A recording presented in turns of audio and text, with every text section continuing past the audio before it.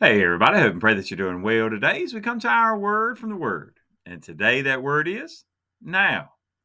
Now. Now, as you go into Titus chapter 2, you're going to see that we get some encouragement, as Titus got some encouragement from Paul about things that he ought to be doing now. And it's not just him, it's things that all believers should be doing now. Now, how many times do we get caught up in what we should have done yesterday, and then we get worried about the things that tomorrow holds? Well, we know what Jesus says about worrying. Don't do it.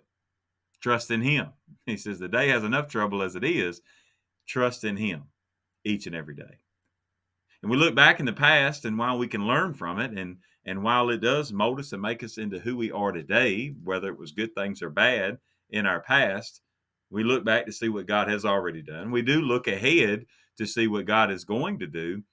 But sometimes I think we often forget about the today, the blessing of today. That his mercies are new every morning. There's a reason that they're new every morning because we need them every day. We need the Lord every day. But as Christians, are we focused on yesterday, today, or tomorrow? Yes, it is a mixture of all. But as we're talking about Paul's encouragement here, it's a focus on now. Titus chapter 2, verses 11 through 14 today. For the grace of God that brings salvation has appeared to all men, teaching us that, denying ungodliness and worldly lust, we should live soberly, righteously, and godly in the present age, looking for the blessed hope and glorious appearing of our great God and Savior, Jesus Christ, who gave himself for us, that he might redeem us from every lawless deed and purify for himself his own special people, zealous for good works. Now, I couldn't help but look at this, and really, I'll just kind of summarize this into four things today. The four things that we need to do now.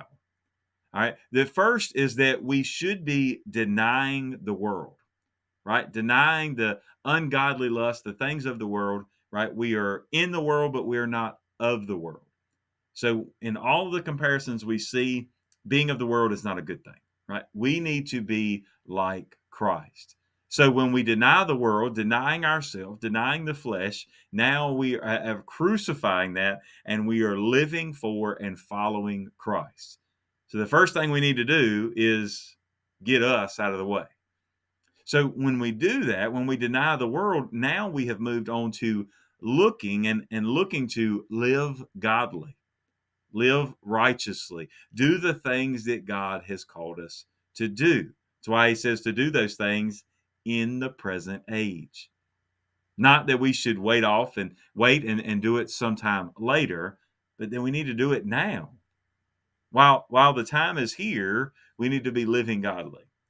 And look, I can tell you this, as much as it was true for Paul to tell Titus that that's how they needed to be living in that time, in that present age. Man, if Paul was going to write us a letter today, how much more do you think he would tell the church how important it was and how important it is for us to live godly today? So, if we've denied the world and then we are living godly, the next thing that we need to be doing now is still looking ahead, but it's looking for Jesus, looking for him to come back, looking forward to that the hope of our calling, looking forward to the day that Jesus steps out to call his children home, looking forward to the day that Jesus will in his second coming step foot on the earth and make all things right again. We as believers, right, when we've denied the world, we put that behind us and we are living godly and doing the things that we ought to do. Now we can look ahead to that day with a clear conscience. We can look ahead to that day with true excitement and exhilaration, knowing that, man, that's what God has prepared us for. Now, in part of that, it also prepares us for the fourth thing, which he says that we're saved by grace through Jesus Christ. He's the one that was our ransom, and it says that we would be a special people, zealous for good works.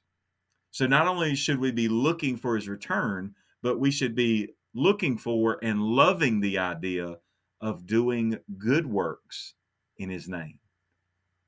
You think about it. When we put the world behind us, we're looking ahead to live rightly in the moment, to live godly, to do the things, to simply to be obedient to his word.